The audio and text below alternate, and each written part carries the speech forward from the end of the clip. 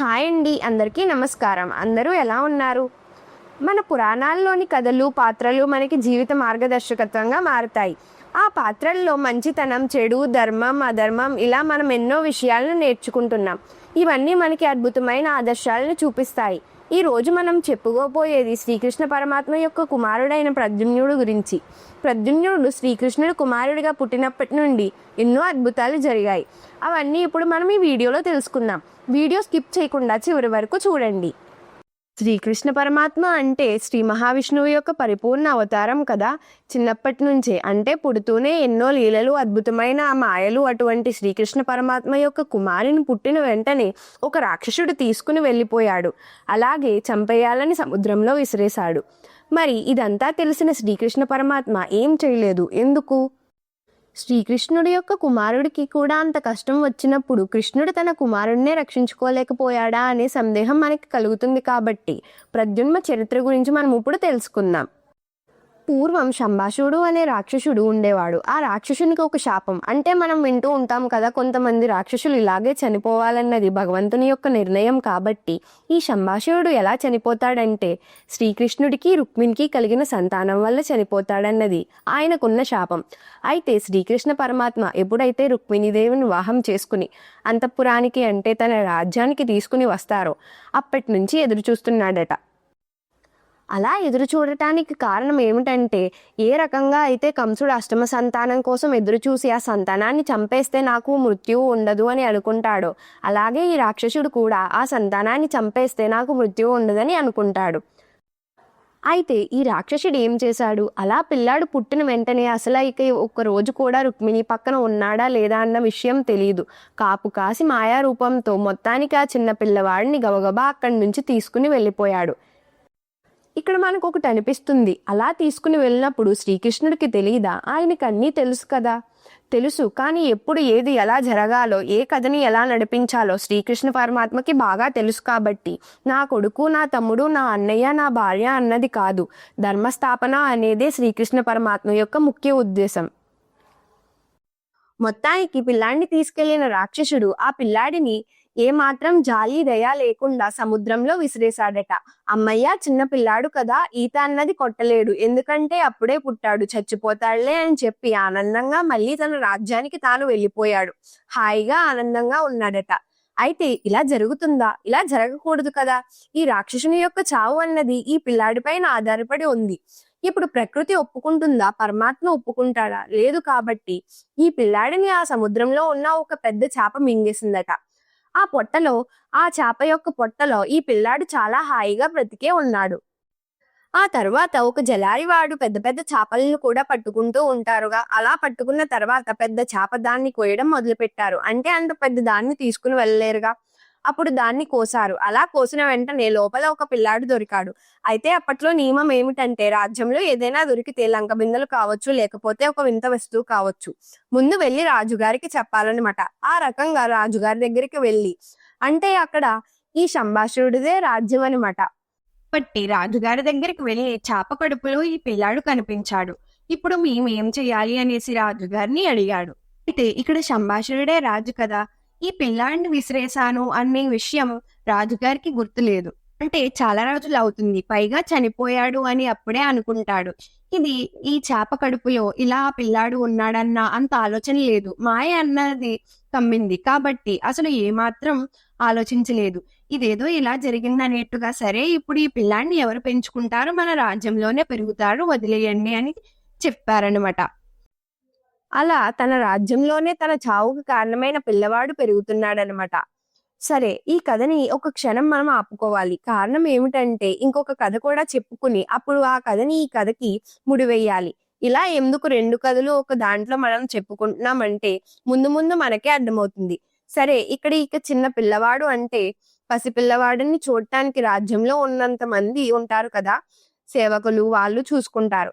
ఆ సమయంలో మాయాదేవి అనే పేరుతో ఒక ఆవిడ వచ్చి, నేను ఈ పిల్లవాడిని జాగ్రత్తగా చూసుకుంటాను, నేను పెంచుతాను, అని ఆవిడ బాధ్యతలు తీసుకున్నారట. ఆవిడే ఎందుకు తీసుకోవాలి? ఇంతకీ ఆవిడ ఎవరు? ఆవిడ ఎవరో కాదు, రతీదేవి అని చెప్తారు. రతీదేవి అంటే మన్మధుని యొక్క భార్య. మనందరికీ తెలుసు, మూడవ కంటితో అంటే శివుని యొక్క మూడవ కంటితో ఆ అగ్ని జ్వాలలకి భస్మమైపోతాడు మన్మధుడు. తారకాసురుడు అనే భయంకరమైన రాక్షసుడు చనిపోవాలంటే శివునికి పార్వతీదేవికి వివాహం జరగాలి, సంతానం కలగాలి. ఆ సంతానం ద్వారానే ఈ రాక్షసుడు చనిపోవాలి. కానీ శివుడు సతీదేవి దేహత్యాగం చేసుకున్న తర్వాత తను పూర్తిగా అలా యోగముద్రలో ఉండిపోయాడు. ధ్యానంలో ఆయన వివాహం చేసుకోమని చెప్పే ధైర్యం ఎవరికీ లేదు కాబట్టి మన్మధుడిని పంపిస్తారు. అలా మన్మధుడి యొక్క బాణ ప్రయోగం వల్ల శివుని యొక్క చూపు పార్వతీదేవి పైన పడుతుంది. లోక కళ్యాణం కోసం అన్నది పాపం దేవతల యొక్క ఆలోచన. కానీ శివుడు మూడో కన్ను తెరిచిన వెంటనే మన్మధుడు భస్మమైపోతాడని ఈ కథ మనకి తెలిసిందే.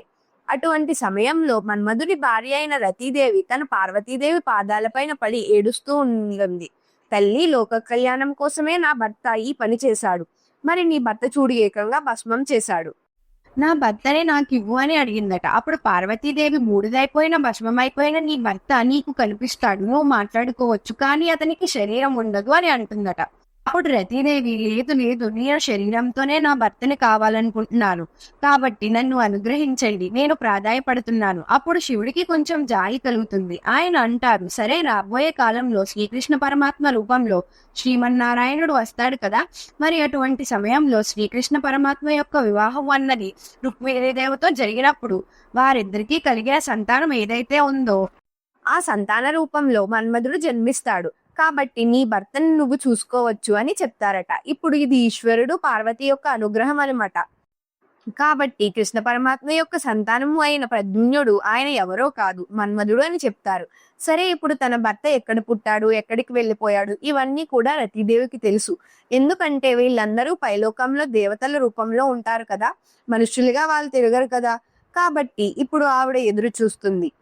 ఈ రాక్షసుడి దగ్గరికి వెళ్ళి, అక్కడ పిల్లాడు పెరుగుతున్నాడు కాబట్టి ఆ పిల్లాడిని నేనే జాగ్రత్తగా చూసుకుంటాను.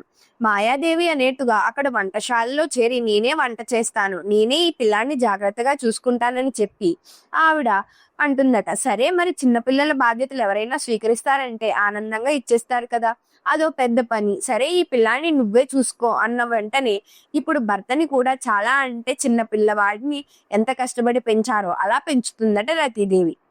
ఇప్పుడు ఈ పిల్లాడు పెరిగి యుక్త వయసుకు వచ్చాడు. అప్పుడు రతీదేవి ఆ పిల్లవాడిని గురుకులంలో చేర్చి అక్కడ యుద్ధ విద్యలు, అస్త్ర శస్త్రాలు అన్నీ నేర్పిస్తుందట. ఎందుకు అంటే ఈ పిల్లాడు పెరిగి పెద్దయిన తర్వాత యుద్ధం చేయడం కూడా నేర్చుకోవాలి. ఎవరితో యుద్ధం చేయాలి? ఈ సంభాషణుడు అనే రాక్షసుడు ఉన్నాడు కదా, మరి ఈయన్ని వధించాలి. కాబట్టి కేవలం శ్రీకృష్ణ పరమాత్మ యొక్క కుమారుడైతే సరిపోడు, తనకి కూడా యుద్ధం చేయడం వచ్చి ఉండాలి. ఇలా నెమ్మదిగా యుక్త వయసుకు వచ్చిన తర్వాత ఈ యుద్ధం అన్నది కూడా నేర్చుకున్న తర్వాత మరింత శక్తి కావాలి అని తనకి నారాయణ మంత్రం అన్నది కూడా, ఉపాసన అన్నది ఎలా చేయాలో చెప్తుందట. ఎందుకంటే కేవలం బయట బాహ్యంగా సంపాదించిన శక్తి మాత్రమే సరిపోదు, విభిన్న శక్తులు కావాలి, అంటే పరమాత్మ యొక్క అనుగ్రహం కావాలి అనేట్టుగా. మరి ఇలా ఈ ఉపాసన కూడా పెంచుకుని తపస్సు లాంటిది చేసుకుని మరింత శక్తి నువ్వు పొందాలి అని ఇప్పుడు ప్రద్యుమ్నుడితో చెప్తుంది. సరే, మరి బాగా అర్థం చేసుకునే స్థితి వచ్చినప్పుడు అప్పుడు తను ఎవరో అన్న విషయం చెప్తుందట. ఎందుకు అంటే అప్పటి వరకు ఎవరో నన్ను చిన్నప్పటి నుంచి పెంచుతున్నారు అనే మాత్రమే అనుకుంటున్నాడుగా, తన భార్య అన్న విషయం తనకి తెలియదు. ఎందుకంటే ఇప్పుడు మన్మధుడైనా కూడా తను భూలోకంలో శ్రీకృష్ణ పరమాత్మకి కుమారుడుగా పుట్టాడు. అందుకే రతీదేవి జరిగిన విషయం అంతా చెప్తుంది. అయితే నీవు ఇప్పుడు ఇక్కడ ఎందుకు ఉండాలి అంటే ఖచ్చితంగా ఉండాలి, ఉంటూ ఈ రాక్షసుని సంహరించాలి, ఆ తర్వాత నీ తల్లిదండ్రి దగ్గరికి నువ్వు వెళ్ళిపోవాలి అని రతీదేవి చెబుతుంది. తానే రతీదేవి భర్త అని తెలిసిన తర్వాత ప్రద్యుమ్నుడు ఎంతో బాధపడతాడు. అయ్యో, నా తల్లిదండ్రులు ఉన్నారనమాట, సాక్షాత్తు శ్రీకృష్ణ పరమాత్మ రుక్మిణీదేవి అనమాట అని చెప్పి, అంటే నేను పుట్టిన వెంటనే తీసుకుని వచ్చేసాడు అంటే అసలు ఎప్పటి నుంచి వాళ్ళు ఎంత బాధపడుతున్నారో, ఎంత ఏడుస్తున్నారో అంటూ చాలా కుమిలిపోతాడు. కాకపోతే ఇప్పుడు తక్షణ కర్తవ్యం ఏమిటి అంటే ఆ రాక్షసుణ్ణి సంహరించడం. ఇక్కడ ఈ సంభాషణుడికి కనీసం తెలియని కూడా తెలియదు, తానే తన మృత్యువుని తన రాజ్యంలో పెంచుతున్నాడు అని. మొత్తానికి ఈ పిల్లాడు అన్ని విద్యలు నేర్చుకున్న తర్వాత, అలాగే ఉపాసన చేసి భగవంతుని యొక్క అనుగ్రహాన్ని కూడా పొందిన తర్వాత యుద్ధం చేసి ఈ రాక్షసుణ్ణి వధించి రతీదేవిని పట్టుకుని మళ్ళీ తిరిగి శ్రీకృష్ణ పరమాత్మ అలాగే రుక్మిణీదేవి దగ్గరికి ప్రయాణం అన్నది మొదలు పెడతాడు. అయితే ప్రద్యుమ్నుడే వచ్చి నేనే మీ అబ్బాయిని అని చెప్తే రుక్మిణీదేవి వెంటనే నమ్ముతుందా? నమ్మొచ్చు, నమ్మకపోవచ్చు. లేదు మన అబ్బాయి అని శ్రీకృష్ణ పరమాత్మ చెప్తే రుక్మిణీదేవికి బాధ కలుగుతుంది కదా. అంటే ఇన్ని సంవత్సరాలు నేను భార్యని కదా, తల్లిగా ఎంత బాధపడుతున్నాను. మీకు ఇన్ని విషయాలు తెలిసిన తర్వాత ఈ రాక్షసుడు తీసుకుని వెళ్ళిపోయాడు, సముద్రంలో విసిరేశాడు, అక్కడే పెరుగుతున్నాడు. ఇంత తెలిసిన తర్వాత కూడా నాకెందుకు చెప్పలేదని ఆవిడ బాధపడుతుంది. అందుకే శ్రీకృష్ణ పరమాత్మ ఇప్పుడు కూడా ఏం మాట్లాడకుండా ఉంటాడు.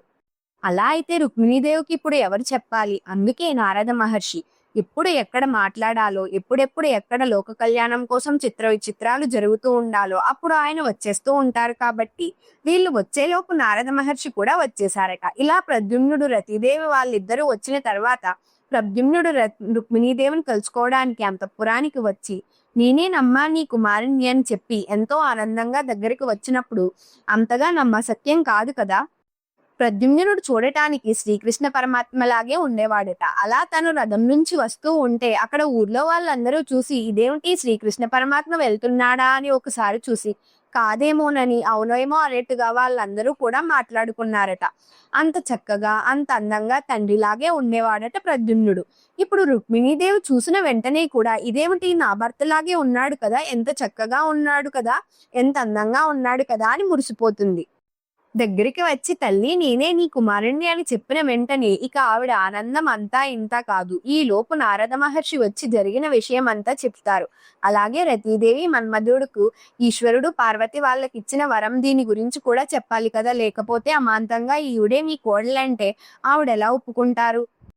కాబట్టి ఈ విషయాన్ని చెప్పి వీళ్ళ కళ్యాణం అన్నది ఇప్పుడు జరగవలసింది కాదు, ఇది ఎప్పుడో జరిగిపోయింది.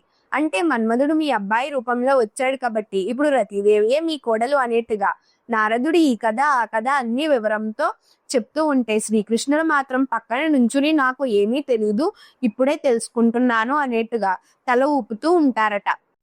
ఇదంతా కృష్ణమాయ విష్ణుమాయ. కాబట్టి కొన్ని పాత్రల గురించి తెలుసుకున్నప్పుడు అంటే భగవంతుడికి బంధుత్వాలు అన్నది ముఖ్యం కాదు, లోక కళ్యాణం కోసం ఎప్పుడు ఏ కార్యం జరగాలో భగవంతుడు దాన్ని దగ్గరుండి నడిపిస్తూ ఉంటాడు. ఇదండి ప్రద్యుమ్నుడి యొక్క చరిత్ర. ఈ వీడియో మీకు నచ్చినట్టయితే లైక్ చేసి షేర్ చేయండి. ఇక మరిన్ని సనాతన ధర్మ మరియు మహాభారత వీడియోల కోసం మా ఛానల్ ను సబ్స్క్రైబ్ చేసుకోండి. పక్కనే ఉన్న బెల్ ఐకాన్ క్లిక్ చేసి ప్రతి వీడియోకి నోటిఫికేషన్ పొందండి. జై శ్రీరామ్.